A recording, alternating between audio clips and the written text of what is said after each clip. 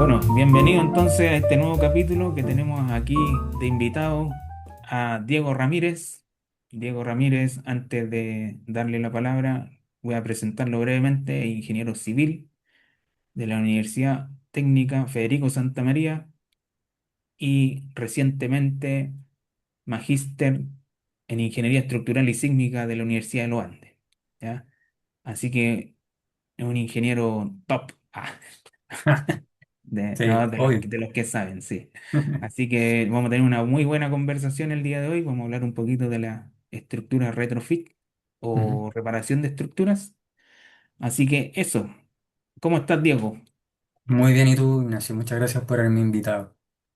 ¿No? Gracias a ti por el tiempo, por estar aquí en esta conversación. ¿Ya? Y vamos a ver, ya vamos a conversar más que nada de estos tipos de proyectos que se están viendo mucho últimamente, por lo menos Ujú, aquí en Chile, que ya pasan los años, ya algunas estructuras están cumpliendo su vida útil, por así ujú. decirlo, y requieren de más años de operación. Entonces son las famosas estructuras ya retrofit, ¿ya? ¿Qué me puedes decir, Diego, de esto? Así como Bueno, introducción. eh, particular, bueno, esto está relacionado al tema del magíster, pero lo que tú mencionas es correcto, debido a que ya cierto tiempo la estructura andando en este país. Y lo único que se planea hacer es seguir produciendo más cobre en particular y otros minerales, eh, pero no necesariamente hacer apertura de más plantas. Toma mucho sentido el hecho de que quieras reparar los edificios existentes para extenderle un poquito más la vida útil, Ujú, incluso ampliándolo, haciéndolo más grande. Y eso tiene harta implicancias con respecto al diseño, si es que las estructuras que tú estás considerando, no sé, en el año 90, pueden tener o soportar las cargas para los nuevos equipos, la ampliación de, no sé, el tonelaje que se requiere en algunos procesos productivos, considerando que estamos en Chile, que tenemos terremotos de manera constante. Entonces toma harta relevancia poder ver esto del retrofit. Según yo, es lo que vamos a empezar a hacer gran parte de los ingenieros de la práctica de aquí en adelante. No sé si vayan a hacer muchas plantas nuevas, entonces creo que es importante ponerle, hincar el diente y ver en qué está el estado de la práctica y del arte para estos procedimientos. claro, tal cual como lo describes tú, o sea, uno lo ve también en la oficina, pues, o sea, la mayoría de los proyectos son más bien reparaciones, Ujú, ya, proyectos nuevos hay, pero no tantos como las reparaciones algunas veces. Entonces, justamente ahí hay que hincarle el diente. ujú. Entonces, así como para empezar, ¿cómo uno puede evaluar un proyecto retrofit o de reparación en la práctica? ¿Qué es lo que se ve comúnmente? Así cuando te Mi- piden a ti, te dicen, Diego, sé que nos llegó este proyecto de reparación, ¿qué viene, qué se te pasa por la mente para poder Bueno, evaluarlo? lo típico que uno hace, uno debería pensar un poquito antes de meter las cuestiones en los modelos, pero como que el procedimiento común es tener el edificio, ponerle las cargas y ver los palos rojos, o Claro, ver qué cosas, qué no es check, o cuáles son las cruces dentro del modelo, o sea, lo que significa. Y pasar a hacer eso es como saltarse olímpicamente hartos pasos eh, como lógicos, y en ese sentido como que queda harta información detrás que uno podría optimizar un poquito. Entonces, si tú te ponías a cambiar todos los palos rojos por palos verdes, azules, amarillos, lo que sea, de repente te pueden quedar hartos kilos de acero. De repente eso también puede implicar eh, que si es que hay que cambiar ciertos elementos, esto te va a joder la operación después. Y quizás es un elemento más importante que el peso del acero en sí que vaya a cambiar. Entonces, no sé, pues te salió que justo una columna estaba roja, por este método como tradicional o análisis típico. Pero cambiar una columna implica un montón de cuestiones. Quizás implica que el edificio no pueda seguir funcionando durante un buen tiempo. O quizás no la podéis cambiar, ¿no? Entonces, a tontas y locas, cambiar solo porque los palos están rojos es una decisión que se salta hartas cuestiones lógicas entre medio. Entonces, de ahí se mete lo que vamos a seguir conversando en el fondo. Pero esa era la idea que yo tenía y era lo que hacía antes de tener más información, Claro, como la claro, tengo, creo ahora. claro. Entonces, bueno, como complementando lo que estabas diciendo tú, lo que me ha tocado ver a mí también, como para aportar en la conversación, es que cuando llegan ese tipo de proyectos, como que automáticamente uno piensa en el análisis prescriptivo que tiene la norma chilena, ¿ya? E intenta colocar las Mm. mismas cargas de estructura nueva. Y ahí está el primer error, Ujú. porque si uno pasa una estructura de 50 años o 40 años donde se diseñó o está fabricada, no va a pasar por ningún lado ese criterio. Entonces, como dices tú, van a aparecer todos los palitos rojos en el SAP y hartos kilos de acero y ahí el cliente reclama el tiro. Entonces, El cliente es el que se pone rojo. claro, exactamente, justamente, el cliente se pone rojo. Entonces, hay normativa chilena, sí, por ejemplo la 3389, pero no aplica explícitamente para estructuras industriales. Ujú, Ya, eso es efectivo. lo que hay actualmente.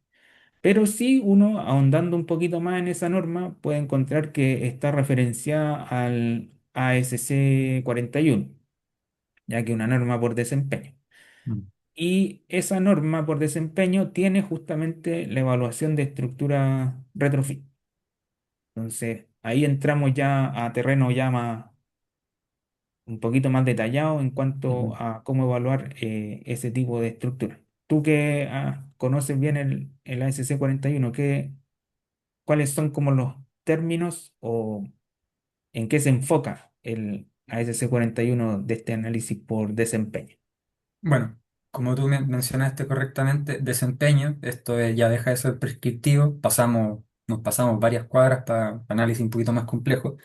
Y en ese sentido, lo que para mí más importante es como qué es lo que esperas de la estructura, o qué es lo que esperas de los materiales, o de tu forma de ver la estructura. Y eso implica que uno tiene que empezar a hacer diferencia entre los elementos estructurales. Acá estoy hablando de acero nomás, Claro, entre lo que se conoce ahora como elementos controlados por deformación y elementos controlados por fuerza.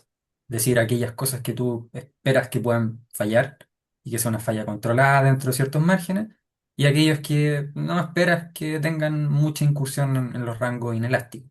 Eso implica, como ya estoy hablando de inelasticidad y rangos no lineales, implica caracterizar los modelos con un poco más de complejidad, es decir, incluir materialidad, perdón, incluir la no linealidad dentro de la materialidad, y esto te hace entrar a un árbol lógico de hartas cosas más.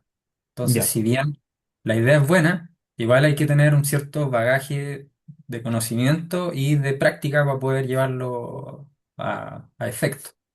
Pero en ese sentido claro, yo creo que es la mayor diferencia, de que tú puedes evaluar los desempeños específicamente para lo que tú haces cada elemento ya. estructural. Ya, ahora ahí viene otra pregunta, así como de cajón, porque si pensamos en estructuras industriales, por ejemplo, 2369, la norma siempre habla de continuidad de operación. ¿Ya? ¿Cómo puedo garantizar esa continuidad de operación? Entonces, esa definición ya no es una buena intención como sale en la norma, porque ahora hay que colocarle un número. O sea, ¿qué Ujú, desempeño quiero que obtenga mi estructura para que tenga esa continuidad de operación? ujú, Y dentro de lo que tú o de lo que te ha tocado evaluar, ¿cómo se refleja numéricamente esa continuidad de operación? Si uno ve, por ejemplo, no sé, la curva de comportamiento de un edificio, la típica curvita esta que sale con distintos tipos ¿cómo se llama?, de desempeño, por ejemplo, ocupación inmediata, daño controlado o seguridad de vida, etcétera. ujú. Entonces hay que ubicar en algún punto ya de esa curvita esta continuidad de operación que dice la norma 2369. Entonces, no Efectivamente. sé cuál es el número que ocupaste tú, por ejemplo, en Hay, la evaluación. por ejemplo, para el tema de la tesis, que es la mayor parte del trabajo que yo tengo con respecto a estos análisis, es que, bueno, ya tú definiste la no linealidad del material, pero también tienes que definir cuáles son los criterios de aceptación. Y estos criterios de aceptación van a depender efectivamente si es que estés trabajando con elementos que están controlados por fuerza o deformación. Si tus elementos que están controlados por deformación son los que constituyen el sistema sismo resistente, en el sentido de que son los que tú esperáis que fallen, esa falla va a estar definida por deformaciones, como por ejemplo los pernos. Si tú consideras que los Ujú, pernos de anclaje son elementos fusibles, los famosos pernos de anclaje tienen una elongación dada. Y esa elongación cae dentro de ciertos límites, ocupación inmediata, life safety. ujú, Lo mismo ocurre para la riostra o los arrastramientos. Si es que tú esperas que fallen los arrastramientos, hay una serie de requisitos en términos de deformación para aquellos que están controlados por compresión y aquellos que están controlados por tracción. Esto es marco arrastrado, para marcos de momento tenéis las rotaciones entre la viga columna, en los nodos. Entonces cada uno de estos elementos tiene un requisito asociado y eso tiene que ver netamente con deformaciones. Si nos pasamos a los elementos controlados por fuerza, el FU. Pero un FU no tan castigado, con ya, resistencia ya esperada, para que sea un poco más sensata y más justa la comparación. ya. Y bueno, todo eso va de acuerdo al desempeño que uno espera lograr. Entonces, por ejemplo, cómo calificarías tú el desempeño para continuidad de operación de acuerdo a 2369? ¿En qué rango se ubicaría más o menos? Ya, por ejemplo, no tengo el número preciso en la mente, pero por ejemplo, para los pernos de anclaje, la idea aquí es que tú querías continuidad operacional, tenía que ser, no sé, como ponle que era como un 2% del largo expuesto, si es que tu perno era como con silla, Ya, y si es que pasaba el life safety, esto es considerando otra cosa también que tiene que ver los niveles de intensidad para los cuales evalúas la estructura. ya, Tenía ahí un porcentaje un poco mayor. Pues quizás sea relevante mencionar de que la estructura, la idea es que esté en life safety para cierto nivel de intensidad sísmica y que ujú, esté perdón, ocupación inmediata para cierto nivel de intensidad sísmica y life safety para otro nivel un poquito mayor, que en estos casos, por ejemplo, podría ser SDI SMP, ¿ya? ya, Entonces, ese es un valor, un dato duro que tengo, ¿ya? No ando trabajando con esta cuestión todos los días, pero era lo que habíamos visto de ya, manera como bien general para la tesis. Y en particular esos son datos que con el Miguel, Miguel Medalla, el profe de la ujú, tesis, él me dijo, estos son valores que nosotros hemos considerado, que están dentro de rangos aceptables, pero que no están declarados directamente en la norma. ya, ya, ya, es como por consenso más que nada Claro, también y por experiencia, sí, claro, experiencia, porque se ha visto, probablemente hay una serie de ensayos que marcan esto. Entonces se considera que este nivel de elongación es suficientemente bueno como para decir, ya, el perno está dentro de un rango no lineal, es suficiente como para cumplir esto. ya, ya. Y ahí cae también justamente la pregunta la siguiente, porque hay una amenaza sísmica que hay que cumplir, pues, como tú estás Efectivamente. mencionando que, bueno, debemos tener una cierta cantidad de registros, no me recuerdo bien el número que pide la SC7, pero yo sé que son más que 11 como 15 una cosa así, o más, Sí, no sé, mientras más no me acuerdo. mejor. Sí, y uno tiene que apuntar a diseño, SDI, y máximo Ese esperado, mismo. Ujú. o MC, ¿cómo es? MC, Claro, el MSE sale en la norma y el SDI el de como diseño, el típico. ya, ya. Entonces, ¿cómo se escogieron los registros en estricto rigor para, Ujú. por ejemplo, tu estructura que era de zona sísmica 2 suelo cero, ¿no?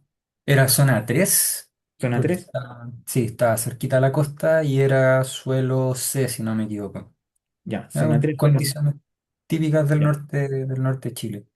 ya, Ahí, bueno, ahí el Miguel fue el que me entregó la amenaza sísmica y la amenaza sísmica tenía que estar asociada, bueno, a los periodos fundamentales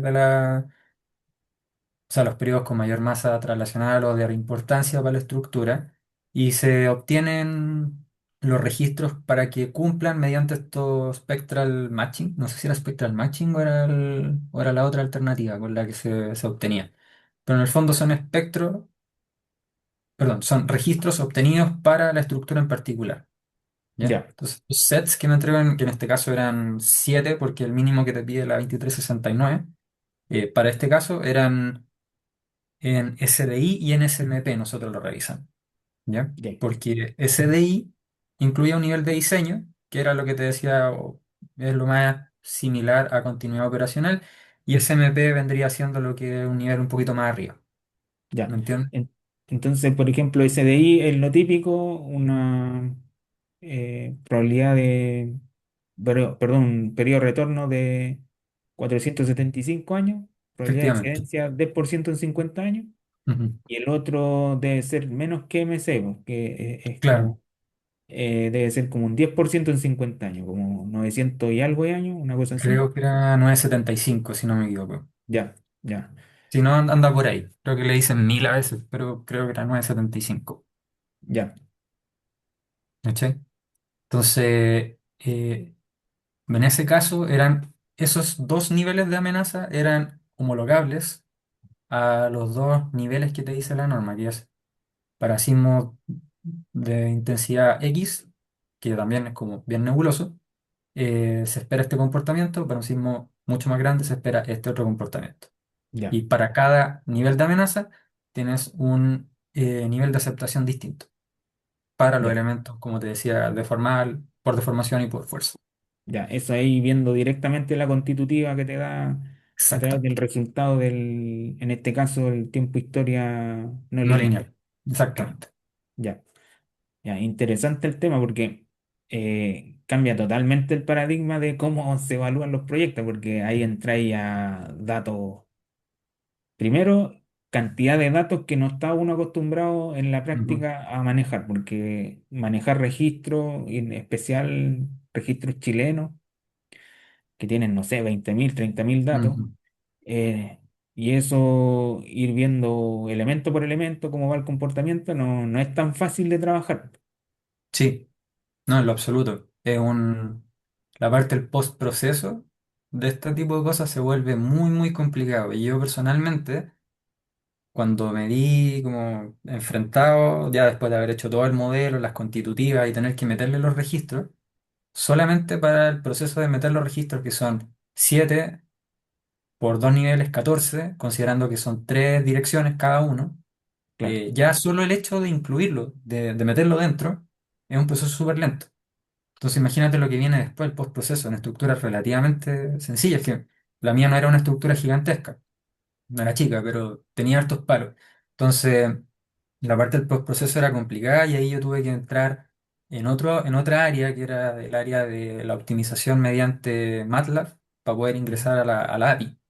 Y esa cuestión cambió completamente el nivel de facilidad con el cual yo podía extraer datos, graficarlos directamente y poder obtener respuestas rápidas. O saber si es que estaba, por ejemplo, haciendo algo mal. Porque en ir a ver un perfil en particular para el registro particular, me podía pasar una vida entera viendo dónde tenía malo algo. claro. Entonces, es cierto que es complicado porque el volumen de datos crece, no sé si exponencialmente, pero crece mucho, considerando que eran 7 nomás. Pero si uno tiene la capacidad de poder utilizar, no sé, pues, inteligencia artificial y entrar a la API, el problema se te resuelve mucho, mucho, mucho. El tiempo se acorta harto y eso es súper relevante. Sí, po.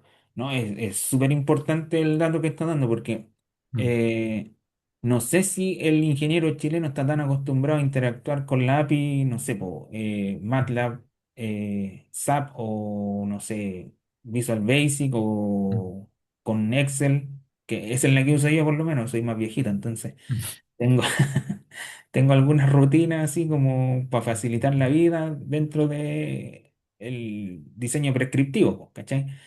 Claro. Y de repente, así cuando, bueno, yo también tuve que hacer algunos,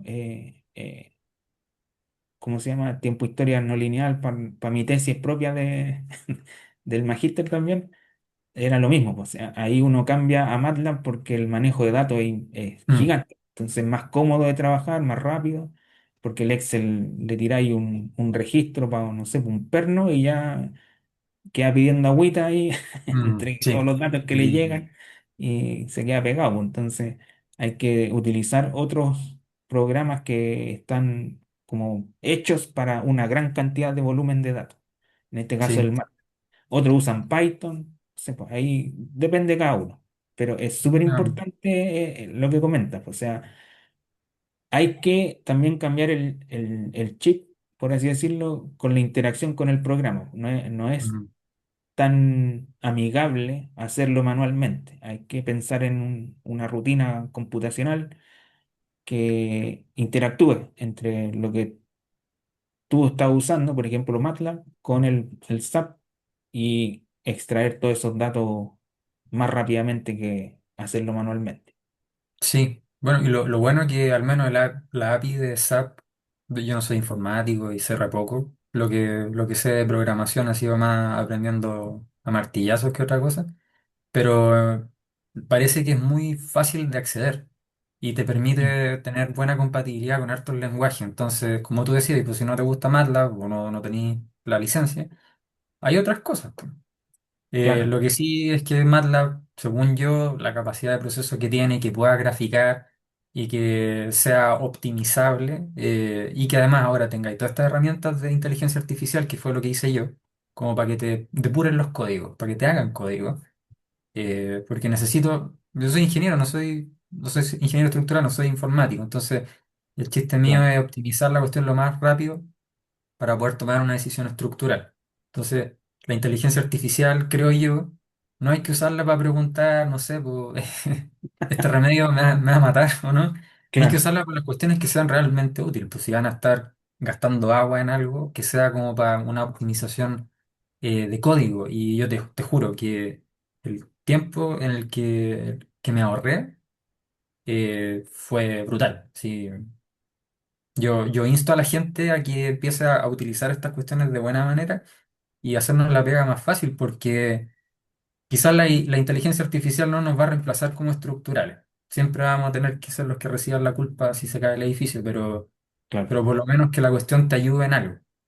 Yo creo que Sí. si está para eso, la herramienta hay que usarla. De todas maneras, concuerdo plenamente.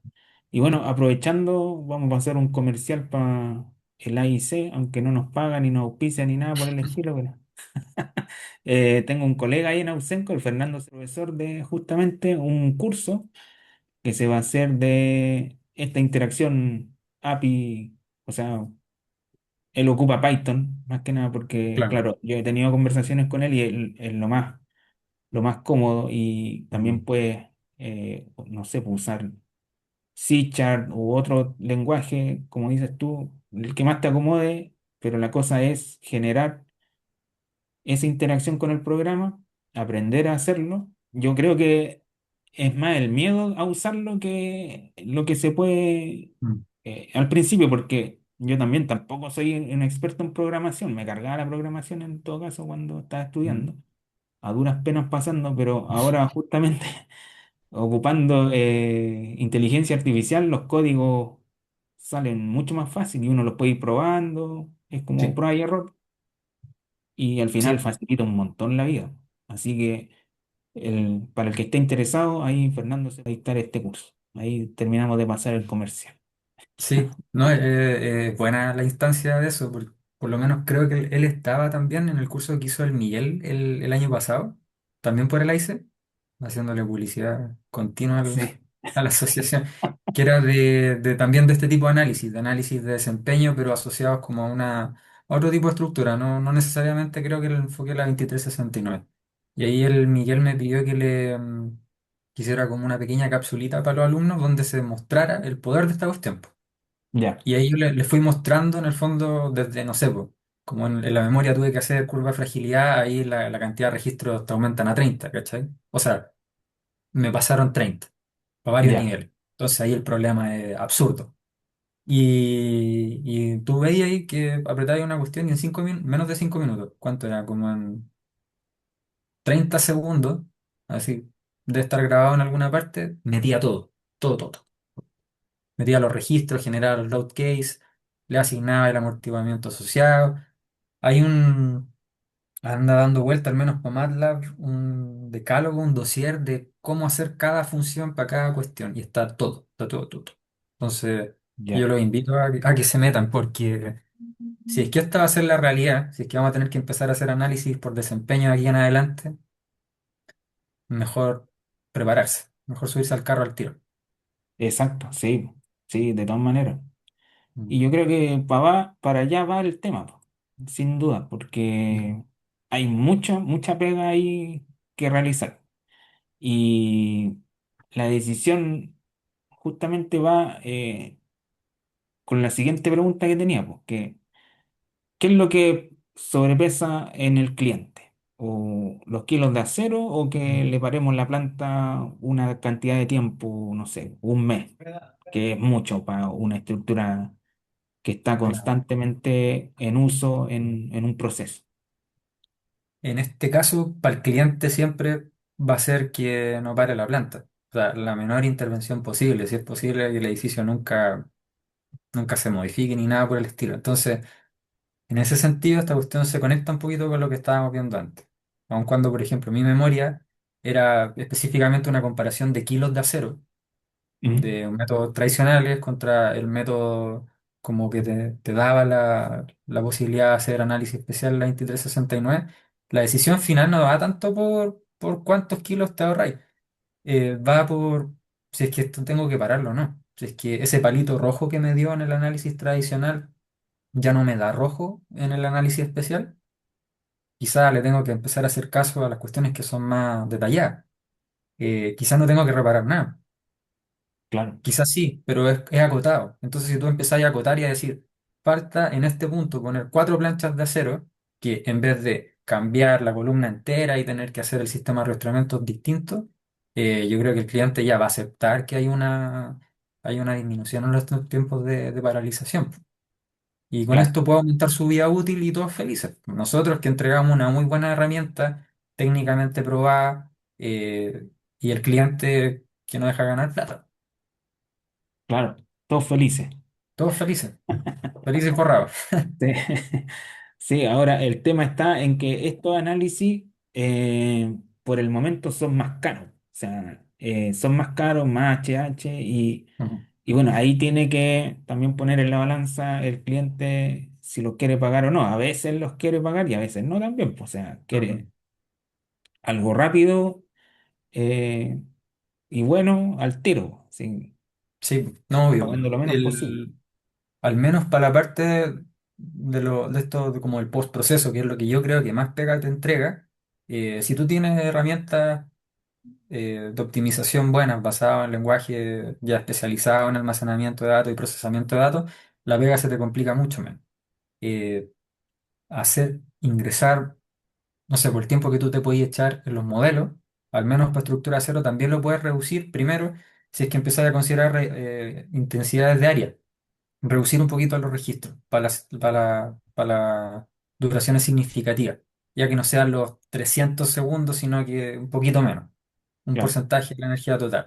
Y lo otro es que algo que el Cristian Ursúa lo ha mostrado varias veces, el FNA, pues, el Fast Non-Linear Analysis, que te lo entrega el exacto. SAT, que es re bueno para las estructuras de acero, parece que es relativamente funcional. Y ahí yo te digo que cuando hice la tesis, al menos la primera parte la hice con el análisis no lineal normal, el modal, y demoraba mucho. Y cuando pasé al Fast Non-Linear Analysis, de verdad era fast, bajaba de Ya, los tiempos de manera significativa. sí, Entonces, por ese lado, no es que uno le diga estas cuestiones al cliente, pero la hora eventualmente pueden ser menos. sí, po. Eventualmente podí ahorrarte un poquito de tiempo. Claro, esa es como el... Bueno, ahí ya entramos a un tema ya, yo diría, más académico, porque si tú le preguntas a un profesor de la universidad que tú quieres hacer un análisis con un tiempo historia no lineal, te va a decir al tiro, integración directa, es la verdad absoluta. Ya, así, Claro. ocupa eso, pero en tiempo de proceso es exponencial al Fast Nonlinear Analysis. Claro. En cambio, el Fast Nonlinear Analysis como que se enfoca en las no linealidades que están concentradas en algún lado. Entonces, Mm, como a veces, muchas veces estas no linealidades no están en toda la estructura, por ejemplo, están en los anclajes, los arrastramientos y nada más, por ejemplo, un marco arrastrado concéntrico, es cueca ahí, po. Ahí mm. es bueno aplicar el FNA, po. Así Y, es. y está en segundos, po, o sea, no se demora nada, po. Ujú. En cambio, si uno hace la integración directa, puede estar pegado ahí fácil un par de días y va Ujú. a obtener exactamente los mismos resultados. Sí. Entonces, o muy parecido, ¿ya? Mm. Entonces, es como para pensar también ese método de Sí, análisis. va en el enfoque, pues hoy el profe de la U te va a decir, no, esta cuestión requiere la mayor precisión posible, pero en términos de ingeniería práctica, si te toma 3 años más hacer una cuestión que va a ser un 1% más preciso, como que va de cajón que hay que utilizar la herramienta mientras sean técnicamente probadas. Pero da la Claro. impresión de que esto funciona relativamente bien y como decís tú, las no linealidades las concentráis en pocas partes, al menos las estructuras de acero. Sí, pues, sí, No, de todas no es un maneras. mecano tampoco. Es una cuestión que tienen algunos puntitos y ya, si estuviéramos hablando de un edificio de hormigón armado, claro, ahí es mucho más complicado. Pero al menos en el ámbito industrial parece que es como la cueca, como decís tú. Sí, pues no, de todas maneras. De todas maneras. Mm. Y bueno, yo lo he visto aplicar el FNA muchas veces en estructura aislada. Ahí se usa harto por el mismo tema, porque tienes concentrar la no linealidad No en lo los bailadores aisladores, no. ¿no? Entonces, Claro, la estructura para arriba elástica nomás y chao. elástica. Sí, pues. Sí. Esa es la salida, la mejor salida en estrictamente Mm. para el Sí, tema pues práctico. hay que usar las soluciones prácticas para problemas prácticos, ¿no? Quizás Sí, alguna estructura muy compleja tenga que ser estudiada con mucho detalle, pero del total, entendiendo que esto además ya es poco, yo creo que hay que usar ese tipo de herramientas. claro, Tiempo oficina. sin duda. Sí, pues de todas maneras. Ahora, la oficina también debe tener en la que uno trabaja la herramienta adecuada también, pues. Claro, Por sí. ejemplo, en este caso, nosotros hablamos de estos análisis que salen en el SAP, que todas las oficinas por lo general tienen el SAP 2000, Mm. ya en la versión Advanced por lo menos, Ujú. o superior, no sé cuál es la última, la más completa, Claro, pero debe tener este tipo de análisis porque a veces uno va como a las versiones más básicas y tiene hasta análisis modal espectral y chao, pues. y Entonces, chao, no. sí, entonces hay que tener ojo también ahí en la Sí, pues, oficina donde uno trabaja. claro. No, pero si empezáis a trabajar con esos proyectos, se entiende que el estándar tiene que aumentar también, el Sí, nivel de cálculo, computación, y que los modelos también igual pesan más, pues. Entonces, hay una parte sí, logística asociada a esto. exactamente, exactamente. Y bueno, repasamos un poco la metodología del ASC 41, ¿ya? Y quedaría como, así como para ir resumiendo, ¿cuál sería como tu proceso o resumen para evaluar una estructura industrial con este criterio o este análisis por desempeño? Ujú. Ya, bueno, primero que el cliente quiera. Esa es la primera parte del asunto. Y si ya estamos todos metidos en esto, es definir bien los criterios, lo que habíamos conversado, estos criterios de aceptación, que no están declarados directamente en la norma, pero que se pueden conversar con gente con más criterios. Eso sería lo primero. Y después sería asociar a los elementos que tú crees que van a fallar la no linealidad. Ujú. Si tú crees que los arrastramientos de la primera parte o de un marco particular son susceptibles a esto, los modelos no linealmente. Aquí estoy intentando hacer el proceso lo más óptimo posible en términos de cálculo numérico del computador. Entonces, si tengo 1000 arrastramientos, no le voy a poner a todos arrastramientos no lineal, pues voy a considerar qué partes eventualmente pueden tenerlo, ya sea utilizando un análisis lineal previo o el conocimiento que te puede haber dado la práctica. Dado eso, modelo no linealmente la estructura, evalúo y lo más importante acá es tener los registros, que sean registros asociados y compatibles con tu estructura y la zona donde estáis trabajando. Eso implica comprárselo a gente que sepa hacerlo. Claro, No inventar la registros amenaza. sintéticos. La amenaza tiene que ser Mm. hecha por gente que sepa hacerlo. Y Sí, que haya una conversación también. Y con eso tú definir los niveles de intensidad. Estos niveles de intensidad tienen que ir de la mano con los requisitos. No le puedo pedir que para un terremoto gigantesco o para una serie de terremotos gigantescos esta cuestión sea lineal. No tiene sentido. Entonces tiene que haber un equilibrio entre las dos partes. Y después de eso hago el postproceso. Y el postproceso implica en función de la cantidad de registros que estoy utilizando, veo si es que mi respuesta es promedio o máxima, o sea lo que sea, cumplen con lo que se requiere. Si hay cumplimiento, no se hace nada.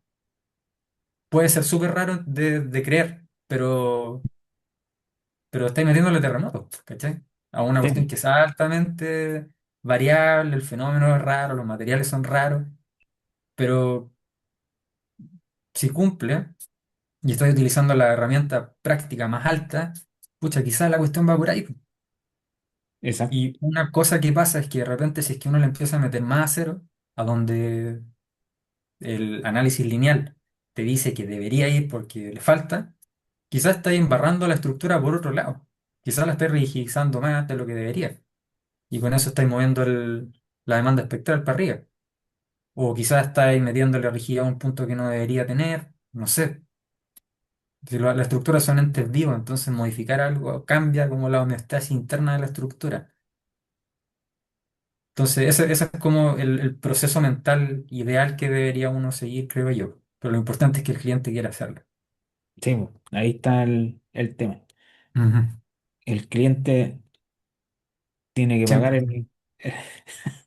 tiene que pagar primero Sí, para hacer todo este análisis. pero yo creo que cada vez van a pagar más porque van a empezar a ver que las estructuras se les ponen viejas, ¿no? Sí, pues, de Y, todas maneras. y los requerimientos de operación de repente van a ser más grandes porque tienen que, no sé, pues, cobres de menor ley, minerales de menor ley que requieren procesos más complejos, aumento de la demanda internacional, qué sé yo. ¿Cachai? Claro, claro. Van a necesitarlo, ¿no? Y la tecnología, creo yo, ya está como para hacer este tipo de análisis. Sí, de todas maneras. No, y ahora también los mismos análisis de amenaza ya son más baratos que antes. O sea, hay más Claro, gente haciéndolo, entonces esta cuestión abarata los costos de ese tipo de análisis, que antes eran más prohibitivos porque eran sí, pues, ciertas personas nomás que lo hacían, pero ahora hay más empresas haciéndolo, hay más gente capacitada, entonces como claro. hay más demanda también, La va práctica encareciendo más. se ha expandido para esta gente, pues, entonces es como confiable y uno ya sabe con quién ir también, sabe a quién preguntarle. Hay mucha información en internet como por último para hacer un chequeo de qué es lo que deberían tener los análisis de amenaza. Y si no se pregunta, ¿no? Pues, siempre Sí, hay próceres que están dispuestos a explicar. sí, de todas maneras, de todas maneras. Y bien, pues eso era lo que queríamos ver el día de hoy. Muy, muy interesante el tema porque es lo que se viene, po, o lo que Sí, está pues. ya atacando los proyectos. Pues hay muchos proyectos de reparación que muchas Mm, veces uno le mete el análisis, ¿cómo se llama? Prescriptivo, tradicional y sale harto refuerzo, pues, más que lo que debería tener. sí, Y pues. ahí salen todas estas preguntas, pues. ¿Por qué mejor no hubiéramos hecho un análisis por desempeño? Quizá el cliente está dispuesto a pagarlo, Mm, están las herramientas para poder hacerlo sí, pues. y, y sale mejor que llenar de refuerzos y parar Mm. un proceso, ¿no? Sí, pues. No, bueno, de partida hay que siempre partir que la 2369 es para estructuras nuevas, pues. Entonces, cualquier requisito que tú le quieras pedir a una estructura antigua es lo que decía ahí antes. Pues no hay, puede que no dé. Entonces, hay que Sí, acomodar esto a lo que tiene la estructura en sí nomás. es- Entonces, al menos la parte de los análisis especiales de la norma nueva te entrega como un loophole, ¿cachai? exacto.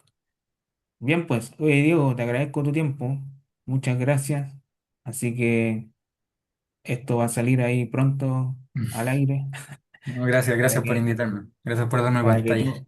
todos también conozcan que hay mucha gente muy capacitada que muchas veces no aparece en los medios, pues, ¿cachai? Eso también como esta instancia para conocer ingenieros que tienen algo que contarnos y que son muy capaces en lo que hacen. Entonces, gracias por tu tiempo.